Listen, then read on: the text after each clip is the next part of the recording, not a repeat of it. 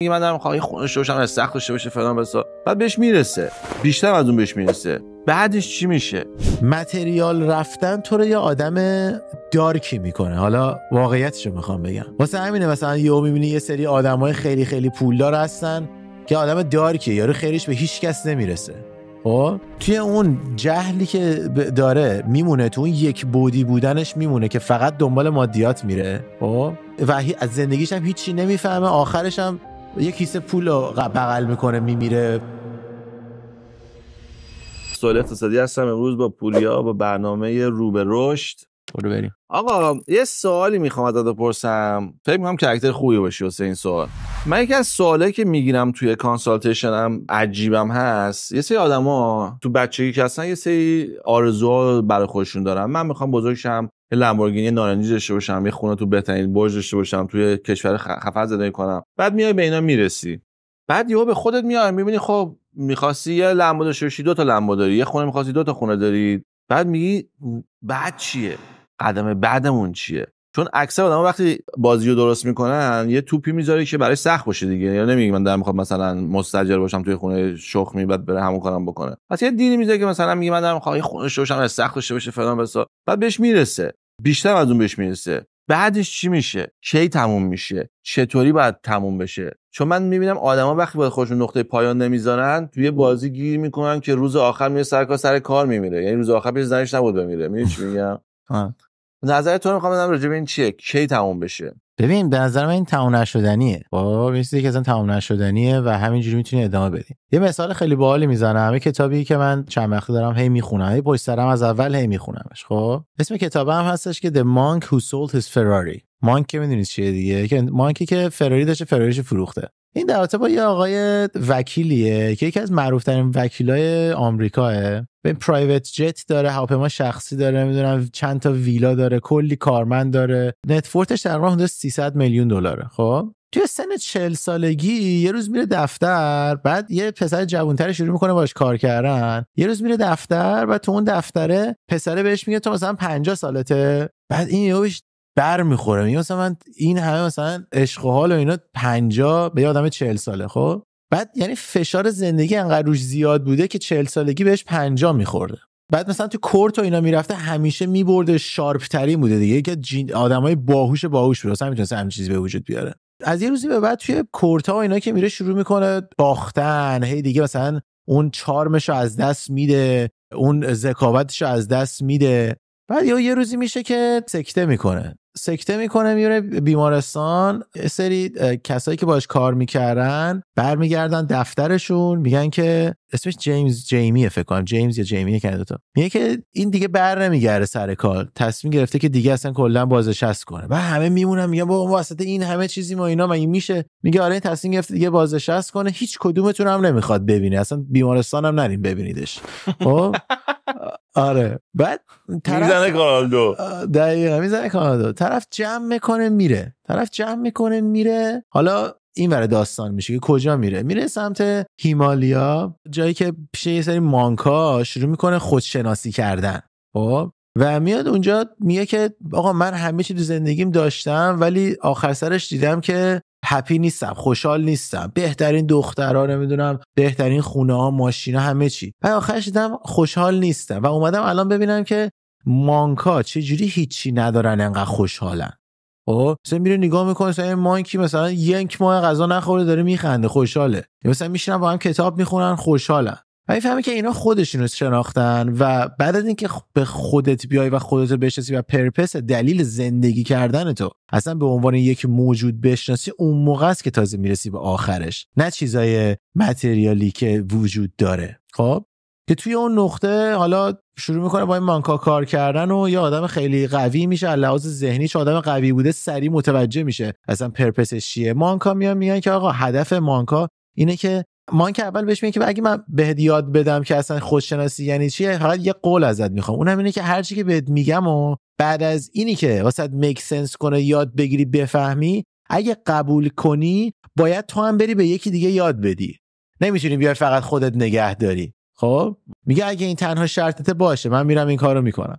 خلاصه بهش یاد میدن و به خودشناسی میرسه و مثلا به یه ملکوتی از ذهنش میرسه، مثلا چون میدونی مثلا مانکا میتونن یهو برن یه عمل جراحی انجام بدن بدون اینکه بخوان به بیهوشش کنن، یا مثلا طرف میتونه بیرون روی سوزن بخوابه، طرف میتونه نمیدونم غذا نخوره، طرف این کارا اینجوری میکنه. این فقط قدرت ذهنته که میتونه همچین قابلیتی رو بهت بده دیگه.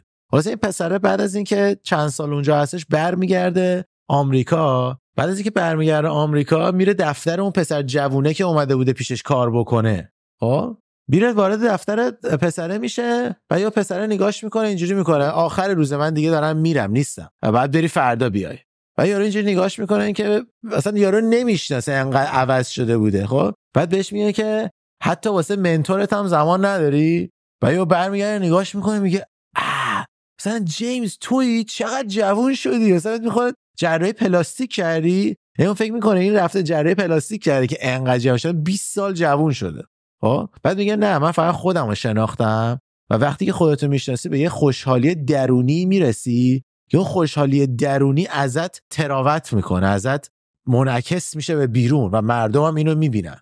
حالا خلاصه من فکر میکنم یه سری از انسان‌هایی که دنبال چیزای متریال میرن، متریال رفتن تو رو یه آدم دارکی میکنه. حالا واقعیتشو میخوام بگم، واسه همینه مثلا یهو میبینی یه سری آدمای خیلی خیلی پولدار هستن که آدم دارکیه، یارو خیریش به هیچ کس نمیرسه. خب یه سری آدمای پولدار هم هستن که میبینی حال میکنی میگی بابا این یارو دمش گرم خدا بهش 10 برابر دیگه هم بده، یارو آدم باحالیه، میبینیش حال میکنی. این دوتا آدم مطمئنم دیدی دیگه، درسته؟ واسه اینه که یکیشون توی اون جهلی که داره میمونه، تو اون یک بودی بودنش میمونه که فقط دنبال مادیات میره. خب و از زندگیش هم هیچی نمیفهمه، آخرش هم یه کیسه پول رو بغل میکنه میمیره، فکر میکنم با خودش همیشه از دنیا میبره. اون اصلا نفهمیده چی کار کرده، اون فقط توی یه چیزی قدرت پیدا کرده و رفته توی اون جلو. یه بازی رو فقط تونسته بره جلو و بازی واقعی زندگی اصلا اون نیست که دقیقاً این حرفو داریم میگی. دقیقاً باز دومیه اونیه که رفته این بازی رو یاد گرفته و بعدش هم زمان گذاشته خودشو و دلیل بودنشو توی این دنیا متوجه شده و حالا میخواد به بقیه هم اینو برسونه. باز یه چیزی که تو این کتاب من خیلی خوشم آمد این بودش که گفتش که بزرگترین ساتیسفکشن و چیزی که خوشحالت میکنه تو دنیا میدونی چیه؟ یاد دادن به بقیه است. وقتی که یه چیزی رو بلد باشی بتونی به یک کسی دیگه یاد بدی خیلی خوشحال میشی. اگه بتونی به یه جمعیت زیادتری یاد بدی اون موقع است که توی زندگیت مستر زندگیت شدی، که اومدی داری پخش میکنی اون خوبی رو، اون دانش رو، اون زیبایی رو، اون چیز آگاهی رو. خب که من اصلا بعد از اینکه این ویدیو رو دیدم خیلی حال کردم با این قضیه پادکستی که حتی ما داریم. گفتم چقدر باحال، ما ندونسته حالا دونسته است، خب میدونیم که داریم کاری میکنیم که شاید به یه سری منم نمیدونستم چیزی که تو الان گفتی و الان فهمیدم. آره که مثلا مانکا بزرگترین دلیلی که مثلا دوست دارن به هم دیگه یاد بدن، مثلا دوست دارن به توضیح بدن مانک بودن چیه اینا، به خاطر اینکه بزرگترین ساتیسفکشن از لحاظ یه انسان خیلی قوی اینو میدونن که بتونن تاثیرگذاری زیادی روی جمعیت بکنن. که خوشحالم که ما با این پادکستایی که میسازیم داریم تاثیرگذاری و حالا کالچر سازی میکنیم در اصل. چون من جوری که نگاه میکنم در اصل حتی پادکستایی که ما میذاریم به خاطر اینکه خب ما از تو ایران نیستیم دیگه، از ایران اومدیم بیرون. ایران دوستش دارم ولی کالچرش خیلی قوی هست، قوی بوده، ولی توی شاید چندین سال گذشته احساس میکنم به خاطر فشارهایی که روی کشور هست، رو مردم هست، خب حالا سانکشنایی که وجود داره، فشارهای مالی که وجود داره، مردم شاید یک مقدار از اون کالچر خیلی قویشون دارن فاصله میگیرن و فاصله گرفتن، یا حالت عصبی بودن اضافه شده، حتی میشه گفت فراموش شده کالچر قدیمیه. آره خیلی شاید مثلا 20% هنوز دارن واقعا. خب انسانای خوبم خیلی چیزا میبینی ولی خیلی کمتر شده، کم رنگتر شده، یا مثلا تهمت زدن خیلی زیادتر شده. میدونی مثلا یه ویدیویی من چند روز پیش داشتم نگاه میکردم میگفتش که تو اگه ماشین خوب سواری دزدی کردی. یه ویدیو داتا یه آدمی بود که داشت توضیح میداد، من نبودم، داتا یه آدمی بود. بعد یه آقای دیگه ای که مثلا چیزا من گفته بود بابا چرا باید به یه جایی رسیده باشیم که یه نفر که مثلا یه ماشین خوب سواره فکر میکنه دزدی کرده؟ چرا فکر نمیکنن دیگه مردم ما که واقعا امیدی هست که میتونی رشد بکنی، میتونی موفق بشی؟ خب واسه همین حتی به نظر من یه سری از این پادکست های ما یا حالت کالچری که الان اینور توی غرب داره رقم میخوره رو میاد به جوونترا پخش میکنه. من جوونترایی میبینم که مثلا 14 15 16 17 ساله هستن به من پیغام میدن و دارن الگو برداری میکنن از اینا و من خیلی خوشحالم که ذهنشون خیلی باز شده. یعنی با ذهن بسته توی یه سری از چیزا نمیرن، با ذهن خیلی باز میرن. مثلا طرف میاد به من مثال الکس هرمزی رو میزنه، میگه الکس هرمزی تو اون ویدیوش اینو گفت. مثلا من نگاه میکنم میبینم شاید یه پسر کانادایی که اینجا نمیره نگاه بکنه ببینه مثلا الکس هرمزی چی گفته، تا اینکه یه جوونی که توی ایرانه داره اینو گوش میکنه. این از کجا میاد؟ خب از توی همین پادکستایی که ما میسازیم، اسمایی که میاریم، آدمایی که میاریم، کتابایی که میاریم. مثلا خیلی‌ها الان کتابایی که میخونن رو میان من رو استوری میکنن. مثلا دیروز یه نفر گوشه بود کتاب سومیه که از پوریا دارم میخونم، حالا کتاب من نبوده، من معرفی کرده بودم. میدونی که اینا به نظر من یه کالچر سازیه که کمک میکنه. تلویزیون و اینا که دیگه اینا نشون نمیده دیگه. میدونی تو چشم منم باز کردی تو این داستان.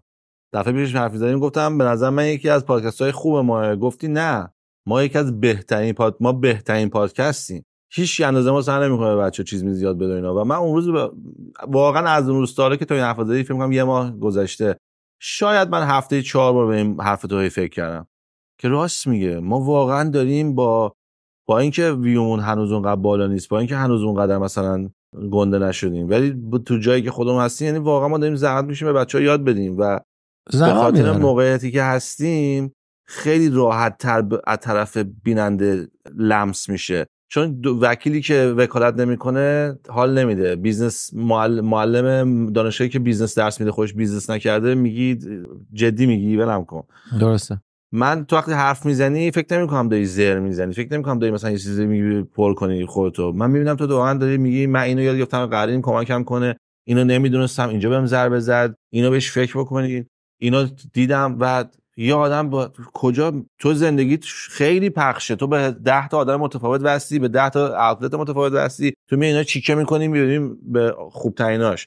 تو میتونی غذا هر روز عکس بذاری و بشی پوریا فلان غذاتو بذاری، من میدونم کجا تو غذا بیشتر می‌خوره، چه اختی پارتی می‌کنی، ویو هم بیشتر می‌خوره، ولی نه منم به خدا واقعا روز اولم همین بود و همینم خواهم نگه داشت. من میخوام هر دفعه که هر کی ویدیو ما نگاه میکنه اگه حتی یه بار بخنده یه بار یاد بگیره، اگر نمیخنده یاده خیلی مهم‌تره. یعنی اگه یکیش انتخاب کنم دوستم چیزی یاد بگیره، حالا نه به اون که من معلمم، به اون که من چیزی تجربه کردم بیاد یاد بده. اصلا بیاد یه چیزی هم یاد بده. مثلا من خداییش یه چیزی هم می‌خواستم بگم اینجا، یه چیز جدیدی که به وجود اومده دوباره توی ایران، میگن هر کی جلو خودش میکروفون بذاره که نمیدونم چی نیست، مرجع تقلید نیست، یه چیزی نیست. مثلا هر کی جلو خودش میکروفون بذاره که نباید مثلا نصیحت بگه، قابل گوش کردن نیست، یه چیزی اینجوری میگن. آقا یه کالچری که باید به نظر من جا بیفته توی حالا جامعه ما اینه که بابا پادکست نیومده به تو بگه که اینه این معلمت که نیست، دانشگاه که نرفتی که بیاد بگه اینه، آخرش ازت امتحان میگیرم اگه این جوابی که اینی که من بهت میگم و جواب ندی 0 میشی. پادکست یه صحبت دوستانه است که داره بین الان مثلا سهیل و پوریا اتفاق میفته. پوریا نظرشو نسبت به تجربیاتی که توی زندگی به وجود دست آورده، نسبت به فشارهایی که توی زندگی روش بوده، نسبت به اتفاقاتی که توی زندگی روش افتاده، یه تجربه یا به وجود دست آورده، از یه نگاهی به این قضیه نگاه میکنه. میگه سهیل از یک نگاه دیگه‌ای به این قضیه میرسه، خب که میتونه 50% درست باشه 50% غلط باشه و تو نباید حتما بیای همشو قبول بکنی. و من دوست دارم وقتی یه نفر میاد نظر میده میگه آقا به نظر من اینجا این حرف درسته، اینم خوبه، آقا این کتابم بخونید چیزه. بعضیا میان قاطی میکنن نه اینجا رو که مثلا من اون ویدیویی که داشتیم در تو دبی یه نمونه خیلی بارز بود، خیلی هم خوب ویو خورد، خیلی ها من پیغام دادن، یه سریا گفتن اصلا شاید شیخ دبی نذاره برگردی دبی به خاطر این تجربه گفتی. گفتم این تجربیات من بود، من نگفتم دبی نرید، نگفتم دبی جای بدیه، نگفتم دبی اصلا عقب افتاده است، نگفتم دبی داغون میشه، گفتم آقا دبی حواستون باشه یه بابلی توش هست، جنگ روسیه و اوکراین وایسه دبی میخوره یه کوچولو زمین، روسا دیگه نمیاد، مثلا این چیز اینجوری گفتم. گفتم که نرین، می‌دونید یه نظره. حالا خلاصه واسه این کالچر هم به وجود بیاریم که آقا این پادکست‌هایی که سازنده است و یه کالچری رو داره میاد به وجود میاره، توضیح میده که هم میتونه درست باشه هم میتونه درست نباشه، تصمیم خودته که میخوای ببینی نبینی، گوش بدی گوش ندی. دمت گرم. حالا من یه چیزی فقط بگم راجع به همین موضوع. من به نظر خودم وقتی که کوچیک بودم تو آدمو میدیدم که آدم‌ها همه با هم یعنی آدمای پولدار دور برم زیاد می‌دیدم، برام همیشه عجیب بود که چرا مثلا این آقا داره خودشو میکشه و مثلا میگم سالی 1 میلیون دلار پول در میاره، این یکی آقا داره خودشو میکشه و سالی 100 میلیون دلار داره پول در میاره. بعد میگفتم پس این یکی آقا اولیه تمام زندگیش که کار کنه اندازه 1 سال اون یکی آقا است. من چرا هیچ وقت اون آقا رو نمیبینم که اینو ببینه بگه من با 1 میلیون دلار در ماه راضی بودم، الان به یه جایگاه رسیدم که تو 1 سال 100 میلیون در آوردم. خب پس برم بیرون دیگه، من تا 100 سال که عمر نمی‌کنم. پس مگه 100 سال آقا موفق بود اولی، آدم لوزر که نیست، مگه با عنوان موفق بودم تو 100 سال زندگی می‌کردم، هر سال 1 میلیون پول در می‌آوردم، همه گفتن که جیمز خیلی موفقه. حالا من که به اون برسم که 100 میلیون در میارم، چرا بعضی سال کویت نمی‌کنه؟ من اینو چرا نمی‌فهمیدم. بعد آدمای زیادی رو دیدم که موقعیتش رو داشتن کویت کنن، واقعا از بازی دنیا برن بیرون و فقط عشق کنن و نمی‌کردم. و من این برام عجیب بود. گفتم آقا تو چرا مثلا رفتی مسافرت، بعد میگه همه دارن اشغال میکنن، میگه آقا بیا یه هفته دیگه بمونیم. من میگم نه، من فردا برم سر کار، مثلا کارخونه رو باید سر کار باشم.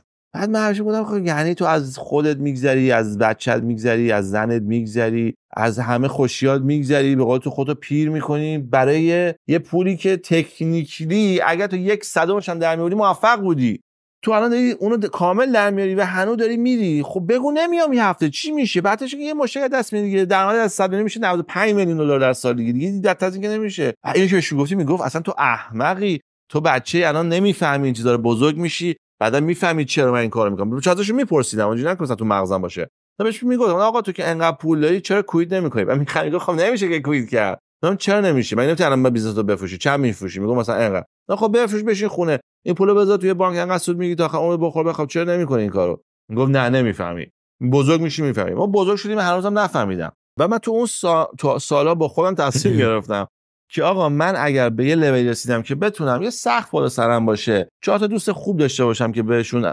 افتخار کنم، بچه‌هام بتونن ریلکس باشن، من دیگه نمیخوام کار کنم. خب من تقریبا به اونجا رسیدم. سال 2016 که بیزنسم زمین خورد، از سالی 3 میلیون دلار یهو تو سپتامبر 1 شد 0. دیدم الان میتونم برگردم دوباره بازیو شروع کنم یا کویت کنم و با همین به قول معروف ایرانی بخورنمیر زندگی کنم. الان میگن دهن تو سرویس منظور باید بخورنمیر زندگی کنم و من بخورنمیر رو انتخاب کردم. و تا چند سال بعد از بیزنس من هی آدم ازم میومدن میپرسیدن که سهیل چرا برنمیگردی دوباره بیزنس تو بکنی؟ تو که همه راهچاشو بلدی، میدونی کدوم کارخونه، میدونی کجا بفروشی، میدونی مشتری کیه، چرا برنمیگردی؟